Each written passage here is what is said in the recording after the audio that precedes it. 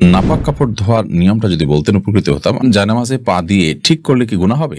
জামাতের নামাজ যদি প্রথম 3 রাকাত না পাই তাহলে কি বাকি নামাজ কিভাবে পড়বো? পেছনে হাত দিয়ে দাঁড়ালে কি অমঙ্গল হয়? বিয়ের দিন তারিখ ঠিক হলে কি হবু বউর সাথে কথা বলা যাবে? স্বামী স্ত্রী নিজের মধ্যে ভালোবাসা বৃদ্ধির জন্য রোমান্টিক যে গানগুলো আছে সেগুলো কি শুনতে পারবে? হুজুর, বিয়ের সময় কবুল না বললে কি বিয়ে হয় না? মেয়েরা ফেসবুক কিভাবে ব্যবহার করলে গুনাহমুক্ত থাকবে? কোরআন শরীফ চুমু দেওয়া যাবে কিনা? টাইগার বা স্পিড জাতীয় পানীয় খাওয়া যাবে কিনা? বউ কর্তৃক শ্বশুর শাশুড়ির খেদমত করা নাকি ইসলামে জায়েজ নাই, এ বিষয়ে বিস্তারিত জানতে চাই। মেয়েরা কি পিরিয়ড অবস্থায় হাদিসের বই ধরতে পারবে?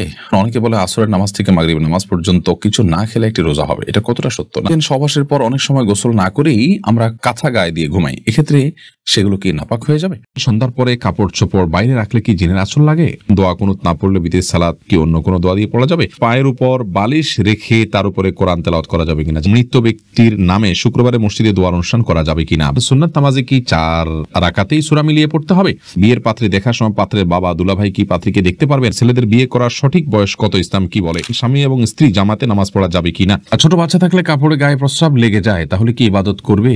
মাছি কোথাও বসলে কি তা নাপাক হবে? ফাতেমা সিমি আইডি থেকে আপনি লিখেছেন, একটা নুডলসের প্যাকেটের ভেতর সচরাচর একটা মশলা প্যাক থাকে, বাট দুইটা পেয়ে গেছি, অবস্থা কি করা উচিত? দুইটা কি খাওয়া যাবে? হ্যাঁ, দুইটা খেতে পারেন, কারণ কোম্পানি আপনাকে ওই প্যাকেটটাই বিক্রি করে দিয়েছে। যদি ভুল করে দিয়ে তাহলে কোম্পানি দিয়েছে এবং কোম্পানি এই ধরনের জিনিস ফেরত নেয়ও না, এবং এটার প্রতি কোম্পানির কোনো দাবি থাকারও কথা নয়, ছোট এবং তুচ্ছ জিনিস বিধায় এটা আপনার জন্য জায়েজ হবে ইনশাআল্লাহ তাআলা।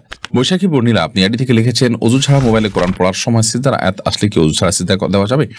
ওযু ছাড়া সিজদা দেওয়াকে সৌদি আরবের স্কলারগণ জায়েজ মনে করেন, কিন্তু হানাফি মাযহাবের উলামা ইকরামের মতে ওযু করার জন্য সিজদা দেওয়ার জন্য ওযু করা জরুরি এবং আবশ্যক, যার কারণে আমরা ওযু সিজদা দিয়ে ওযু করে তারপর আমরা সিজদা দিব, এটা হবে অধিকতর সতর্ক এবং নিরাপদ। শাহনাজ পারভিন আপনি লিখেছেন, অনেকে বলে আসরের নামাজ থেকে মাগরিবের নামাজ পর্যন্ত কিছু না খেলে একটি রোজা হবে, এটা কতটা সত্য? না, এটি একেবারে ভিত্তিহীন কথা। আসর থেকে মাগরিব পর্যন্ত কিছু না খেলে রোজা হয়ে যাবে, এরকম কোনো কথা কোন হাদিসে কোথাও বলা হয়নি, এবং এই টাইমটা না খেয়ে থাকার কোনো বিশেষ ফজিলত বা মর্যাদাও কোন হাদিসে কোথাও উল্লেখ হয়নি, বিধায় আমরা এই ধরনের কথা বলা থেকে বিরত থাকবো, কারণ মন গড়া কোনো কথা দিনের নামে বললে সেটি কিন্তু জাহান্নামে যাওয়ার কারণ হবে। নবী সাল্লাল্লাহু আলাইহি ওয়াসাল্লাম বলেছেন, মান কাযিবা আলাইয়া মুতাআম্মিদা ফালইয়াতাবাওয়া মাকআদাহু মিনান নার। যে ব্যক্তি আমার নামে মিথ্যা কথা বলবে সে যেন তার ঠিকানা জাহান্নামে জেনে রাখে। অতএব আসর থেকে মাগরিব পর্যন্ত না খেয়ে থাকলে রোজার সওয়াব হবে, এই কথা নবী সাল্লাল্লাহু আলাইহি ওয়াসাল্লাম বলেননি। অতএব এটা আপনি বললে তার নাম মিথ্যাচার হবে, যা জাহান্নামে যাওয়ার কারণ। সাজিয়া আখতার আপনি লিখেছেন, মেয়েরা কি পিরিয়ড অবস্থায় হাদিসের বই ধরতে পারবে? পিরিয়ড অবস্থায় যে বইতে হাদিস লেখা আছে বই ধরতে পারবে, কারণ কোনো গুনাহ হবে না, ইসলামিক বই পড়তে পারবে, সাধারণ ইসলামিক বই।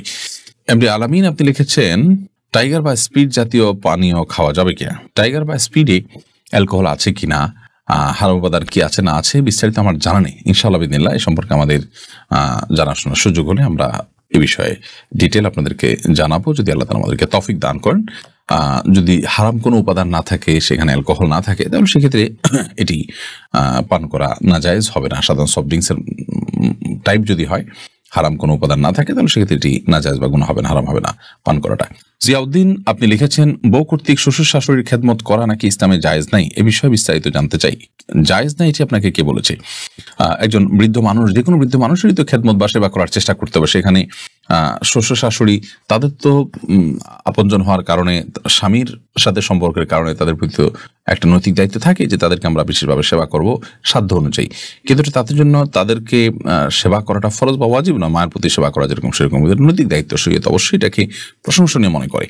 বাট খেদমত বলতে যদি আপনি বুঝেন যে শ্বশুরের শারীরিক খেদমত করা, তাহলে সেটা নাজায়েজ হতে পারে, কারণ সেখানে আপনার ফিতনার কারণ হতে পারে এবং ফিতনার দিকে যেতে পারে এবং হারামের পথ উন্মুক্ত হতে পারে, অন্তত মানসিক জেনার পথ খুলতে পারে, সেই জন্য সেটি নাজায়েজ হতে পারে। এমডি মকসেদুল মমিন আপনি লিখেছেন, ফজরের সুন্নত নামাজ কাজা হয়ে গেলে কি তার দিনের যে কোনো সময় বা যে কোনো দিনে কাজা পড়া যাবে?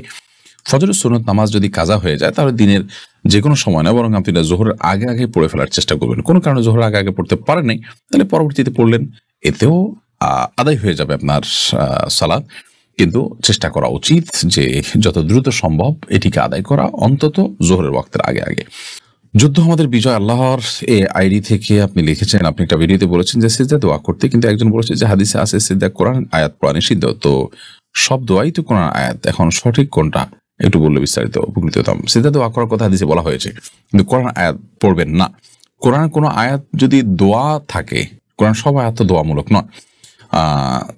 আর সব দোয়াই যে কোরআনে আছে সেটাও তো না, হাদিস বর্ণিত দোয়াও তো আছে। যাই হোক, কোরআনে যে দোয়াগুলো আছে সেগুলোকে দোয়া হিসাবে পড়তে পারেন, কোরআন আয়াত হিসাবে নয়। আপনি আয়াত তেলাওয়াত করলেন আলহামদুলিল্লাহ রাব্বিল আলামিন, এটা তো দোয়া নয়, তো এটা আপনি সিজদায় পড়বেন না, কারণ হাদিসে নিষেধ আছে সিজদায় কোরআন তেলাওয়াত করার ব্যাপারে। এরপরে সিরাজউদ্দিন মুন্না আপনি লিখেছেন, সহবাসের পর অনেক সময় গোসল না করেই আমরা কাঁথা গায়ে দিয়ে ঘুমাই, এক্ষেত্রে সেগুলো কি নাপাক হয়ে যাবে? সহবাসের পরে কিংবা স্বপ্নদোষের পরে আপনি যদি কাঁথা বা কম্বল লেপ ইত্যাদি গায়ে দিয়ে ঘুমান, তাহলে সেক্ষেত্রে আপনার সে কাপড়গুলো অটোমেটিকলি নাপাক হয়ে যাবে না, যদি সেখানে নাপাক না লাগে। যদি আপনার নাপাক কাপড় বা শরীর থেকে আপনার নাপাক লেগে যায় সেগুলোতে, তাহলে সেক্ষেত্রে যেখানে লেগেছে সেই অংশটা নাপাক হবে। সেগুলোতে আবার শুকায় যায় এবং ভেজা না থাকে, তাহলে সেক্ষেত্রে সেটা আবার আপনার শরীরে লাগলে শরীর কিন্তু নাপাক হবে না। বা সেই নাপাকটা যদি আপনার চাকা ধরে যায়, সেটা যদি আপনি খুঁচিয়ে ফেলে দিতে পারেন, তাতেও কিন্তু পাক হয়ে যাবে। বীর্য পাক করার এটাও একটা পদ্ধতি, যে ধুয়ে তো পাক করবোই। এছাড়া আপনার শুকিয়ে গেলে সেটাকে যদি খুঁচিয়ে বা খুঁটিয়ে ফেলে দেওয়া যায়, সেটাও না জায়েজ হবে না। তাশরিফা জাহান তাওয়া আপনি লিখেছেন, কোরআন শরীফ চুমু দেওয়া যাবে কিনা? কোরআন শরীফে চুমু দেওয়া যাবে কিনা? কোরআন কারিমে চুমু দেওয়াতে কোনো অসুবিধা নেই। আপনি কোরআনের প্রতি সম্মান শ্রদ্ধা প্রদর্শন করতে গিয়ে আপনি চুমু দিলেন, এটাতে অসুবিধার কিছু নেই। এটা মহব্বত এবং ভক্তির প্রকাশ সেভাবে করলেন। এমনি তামিম হাসান আপনি লিখেছেন, জামাতের নামাজ যদি প্রথম 3 রাকাত না পাই, তাহলে কি বাকি নামাজ কিভাবে পড়বো? এই বিষয়ে আমরা এর আগে বারবার বলেছি এবং বিভিন্ন ভিডিওতে বলেছি। আপনি যদি সালাতে প্রথম 3 রাকাত না পান, শুধু চতুর্থ রাকাত পান, তাহলে চতুর্থ রাকাতে আপনি 1 রাকাত পেয়েছেন, এরপরে ইমাম সালাম ফেরানোর পর আপনার যে 3 রাকাত ছুটেছে সেগুলো পড়া শুরু করলেন, তাহলে আপনি আপনার শুরু করা 3 রাকাতের প্রথম রাকাত আপনি বসবেন, কারণ আপনি ইমামের সাথে 1 রাকাত পেয়েছেন, এটা হলো আপনার সিরিয়ালের 2য় রাকাত, অতএব সেই হিসেবে আপনি বসবেন। যদিও এখানে পরপর 2টা বৈঠক হয়ে যাবে, একটা ইমামের সাথে ছিল আর একটা আপনার 3 রাকাত যেটা একে আদায় করছেন সেখানকার প্রথম রাকাত আপনি বসলেন, এরপর বাকি 2 রাকাত স্বাভাবিক আপনি আদায় করবেন। এমনি মুসা আপনি আমাদের ইউটিউব চ্যানেলে প্রশ্ন করেছেন, কবর খোঁড়ার প্রথম কোপের মাটি আলাদা রেখে দেয়, তারপর লাশ কবরে রাখার সময় সেই মাটি সবার হাত ছুঁয়ে কবরের ভেতর কিছু অংশ রাখা হয়, এটা কি শরীয়ত সম্মত? না, এরকম কোনো বিষয় নির্দেশনা কোরআন হাদিসে কোথাও দিয়েছে বলে আমার জানা নেই, যে কবর খোঁড়ার পর প্রথম কোপের মাটিটা আলাদা রাখবে, এরপর লাশ কবরে রাখার সময় সবাই একটু করে সেটা দিবে, এমন কোনো কথা নেই। লাশ কবরে রাখার পর সবাই মিলে মাটি দিবে, দাফন করবে, দাফন কাজে শরিক হবে, সেটা পরের কোপের মাটি দিলেও হবে, প্রথম কোপের মাটিই সবাইকে দিতে হবে একটু করে, এমনটির কোনো বাধ্যবাধকতা নেই, আবশ্যকীয়তা নেই। এটাকে আবশ্যক মনে করা বা জরুরি মনে করা বা এটাকে সুন্নাহ মনে করার কোনো কারণ নেই, কারণ কোনো হাদিসে নবী আলাইহিস সালাম থেকে এরকম কোনো কিছুর নির্দেশনা হয়েছে বলে আমার জানা নেই। এরপর রাজিবুর জামান সাবিত আপনি লিখেছেন, জায়নামাজে পা দিয়ে ঠিক করলে কি গুনাহ হবে? না, কোনো অসুবিধা হবে না। আমরা অনেকেই এটাকে মনে করি এটা দোষের, এটা গুনাহের।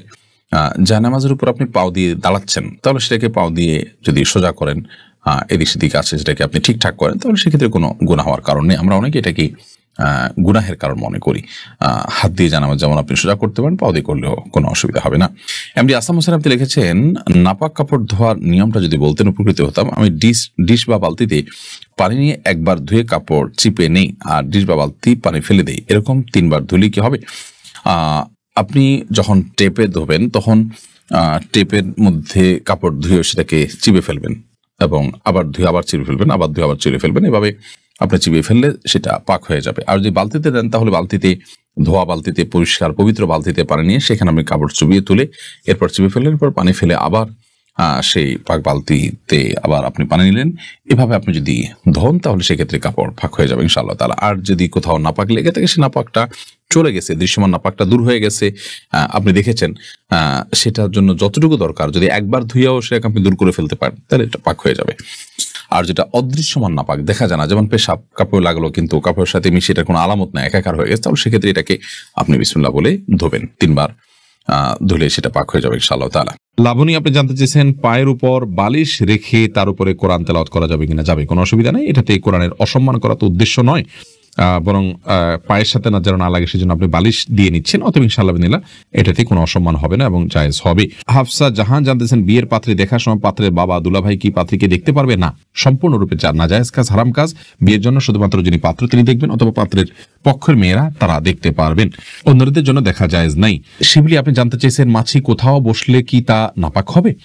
না, মাছি কোথাও অবশ্যই নাপাক হবে না। মাছি অনেক নাপাকের উপরে বসে, সেখান থেকে এসে আপনার গায়ে বসলো, আপনার জামায় বসলে আপনার জামা বা শরীর নাপাক হয়ে যাবে না।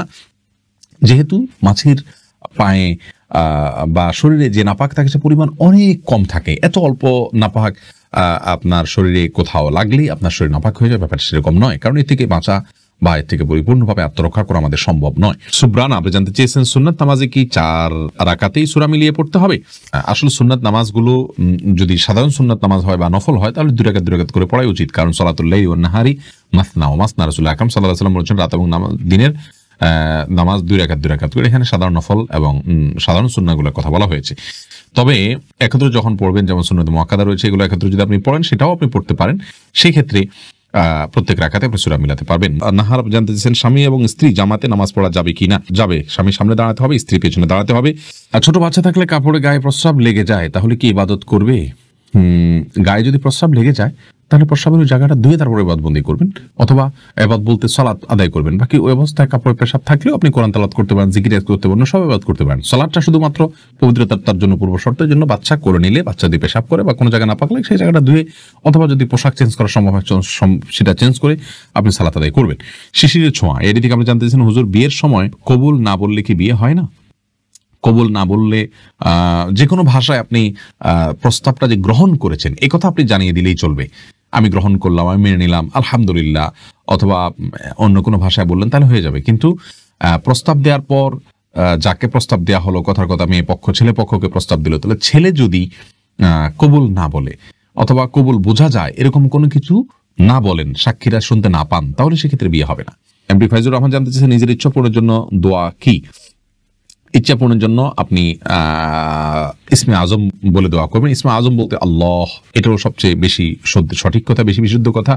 হে আল্লাহ, এভাবে বলে আল্লাহর কাছে চাইবেন, ইনশাআল্লাহ আল্লাহ তার দোয়া কবুল করবেন। আর দোয়ার সময় দোয়া যে শর্তগুলো আছে খেয়াল করবেন, হালাল উপার্জন থাকতে হবে, দুরূদ পাঠ করবেন, কায়মনোবাক্যে করবেন, মনোযোগের সাথে করবেন, ইনশাআল্লাহ আল্লাহ তাআলা দোয়া কবুল করবেন।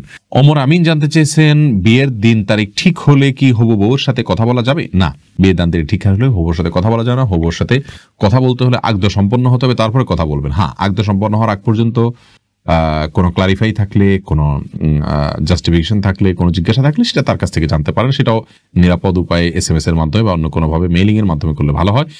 আর না হলে তার ভয়েস শুধু জানার জন্য, বোঝার জন্য, এটা তো যখন তাকে দেখবেন তখনই তার ভয়েস আপনি শুনতে পারবেন, সেটার জন্য আপনি জায়েজ রয়েছে সেটা। কিন্তু পরবর্তীতে আপনি অনবরত তার সাথে কথা বলতে থাকবেন তথাকথিত ফ্রি হওয়ার জন্য, এটি জায়েজ নাই, এটি হারাম। শহীমউদ্দিন আল জাবের আপনি জানেন ছেলেদের বিয়ে করার সঠিক বয়স কত, ইসলাম কি বলে? নির্দিষ্ট কোনো বয়স ঠিক করে দেয়নি, তবে প্রাপ্তবয়স্ক হওয়ার পর যদি তার মোটামুটি স্ত্রীর ডাল ভাতের ব্যবস্থা করার মতো সামর্থ্য থাকে সেক্ষেত্রে তখন থেকে তিনি বিয়ে করতে পারবেন। আসমা আক্তার জানতে চান মেয়েরা ফেসবুক কিভাবে ব্যবহার করলে গুণামুক্ত থাকবে? খুবই গুরুত্বপূর্ণ একটি প্রশ্ন বোন। আজকাল ফেসবুকে প্রচুর পরিমাণে ফিতনার দুয়ার উন্মোচন হচ্ছে, বহু আপনার ব্যত্যয় ঘটছে। তো সেই ক্ষেত্রে মা বোনরা ফেসবুক ব্যবহার করার ক্ষেত্রে প্রথমত ছেলে ফ্রেন্ডদেরকে অ্যাভয়েড করে চলবেন এবং প্রয়োজন ছাড়া কোনো পুরুষের সাথে ইনবক্সে কোনো আলাপ আলোচনা করবেন না। এমনকি কোনো আলেমের সাথেও একান্ত বাধ্য না হলে যদি স্বামীর মাধ্যমে জানতে পারেন, অন্য কোনো পুরুষের মাধ্যমে জানতে পারেন, সেটাকে আপনি প্রায়োরিটি দিবেন। যদি কোনো স্কোপ না থাকে সেক্ষেত্রে আপনি যতটুকু প্রয়োজন শুধু ততটুকু কথা বলতে পারেন। এর বাইরে ইনবক্সে কারোর সাথে চ্যাটিংয়ে যাবেন না। ছেলেদের পোস্টে যথাসম্ভব মন্তব্য করবেন না। আপনার পোস্টে অন্য ছেলেদের মন্তব্যকে উইশ করবেন না। এভাবে ফিতনার সমস্ত দুয়ার থেকে আপনি দূরে থাকবেন এবং মেয়েদের সার্কেলেই আপনি দাওয়াতি কাজ করবেন এবং দাওয়াতি কাজ উপকারিতা নেবেন। ছেলেদেরকে আপনি ফলো করতে পারেন, তাদের কোনো কিছু থেকে আপনি উপকারিতা অর্জন করতে পারেন। কিন্তু জাগতিক বিষয়গুলোতে আজকাল দেখা যায় অনেক বোনরা অনেক ছেলেদের ছবিতে হয়তো লাইক দিল, সুন্দর ইত্যাদি বলল, এগুলো আপাত দৃষ্টিতে মনে হচ্ছে সরাসরি কোনো খারাপ কাজ না, কিন্তু খারাপের দুয়ারকে উন্মোচিত করে এবং বাজে চিন্তার দিকে মানুষকে নিয়ে যায়, যার কারণে এগুলো থেকে বেঁচে থাকার চেষ্টা করতে হবে। এমডি রাইয়ান বিশ্বাস আপনি জানতে চেয়েছেন স্বামীকে কিভাবে নামাজি করব? দেখুন, একটি দোয়া আমরা কত শতবার যে বলেছি লাইভে, সেটা বলে শেষ করা কঠিন। সূরা ফুরকানের আয়াত নম্বর ৭৪। এই আয়াতে আল্লাহ রাব্বুল আলামিন আমাদেরকে শিক্ষা দিয়েছেন কিভাবে আমরা আমাদের পরিবারের সদস্যদেরকে, আমাদের জীবন সঙ্গী সঙ্গিনীদেরকে আল্লাহর পথে আহ্বান করব, আল্লাহর পথে যেন তারা আসে সেজন্য আল্লাহর কাছে দোয়া সাবমিট করব। সে দোয়া শিক্ষা দিয়েছেন আল্লাহ তাআলা, সেটা আপনি পড়বেন অর্থ বুঝে। রব্বানা হাব লানা মিন আজওয়াজিনা ওয়া যুররিয়াতিনা কুররাতা আয়ুন ওয়াজআলনা লিল মুত্তাকিনা ইমামা। এই দোয়া আপনি পড়বেন আপনার স্বামীকে নেককার করবার জন্য, স্বামী যেন সালাত আদায়কারী হয়, দিনদার হয়। সেজন্য ইনশাআল্লাহ বিদিনিল্লাহ এইটুকুই নির্দিষ্টভাবে হাদিস থেকে আমরা বলতে পারি। এর বাইরে দোয়া কবুলের যে সময়গুলো আছে, সিজদা, নফল সালাতে, আপনি শেষ রাতে, ভোর রাতে, তাহাজ্জুদে উঠে আল্লাহর কাছে দোয়া করবেন, এগুলো সাধারণভাবে দোয়া করবেন আল্লাহর কাছে, তার হেদায়েত চেয়ে ইনশাআল্লাহ আল্লাহ তাআলা তাকে হেদায়েত দিবেন। সেই সাথে যাদেরকে দিয়ে বোঝালে সম্ভব হবে, মানে তাকে কনভিন্স করা সম্ভব হবে, তাদেরকে দিয়ে আপনি বোঝাবেন ইনশাআল্লাহ।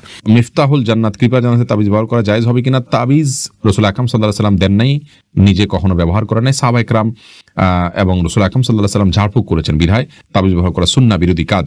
আফজাল হোসেন, আপনি জানতে চেয়েছেন মৃত ব্যক্তির নামে শুক্রবারে মসজিদে দোয়ার অনুষ্ঠান করা যাবে কিনা? ভাই আফজাল, দোয়া আসলে অনুষ্ঠান করার বিষয় না। দোয়া নিজে করবেন আর অন্যের কাছে দোয়া চাইবেন। অনুষ্ঠান করা, দোয়া করানো, এটি ইসলামী শরিয়াতে জায়েজ নাই। টাকা পয়সা দিয়ে মৃত ব্যক্তির জন্য দোয়া করানো সম্পূর্ণরূপে হারাম। যিনি দোয়া করছেন টাকা নিয়ে, তিনিও গুনাহগার হচ্ছেন, যিনি করাচ্ছেন তিনিও গুনাহগার হচ্ছেন। মৃত ব্যক্তির জন্য নিজে আল্লাহর কাছে দোয়া করবেন, অন্যান্য আলেমদেরকে, মুরব্বীদেরকে, নেককার মানুষদেরকে বলবেন আপনারাও তাদের জন্য দোয়া করবেন, তারা দোয়া করবেন।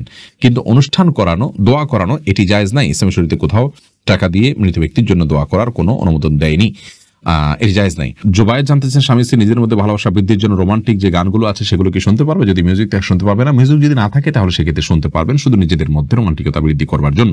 ফাইজা রহমান, আপনি জানতে চেয়েছেন পেছনে হাত দিয়ে দাঁড়ালে কি অমঙ্গল হয়?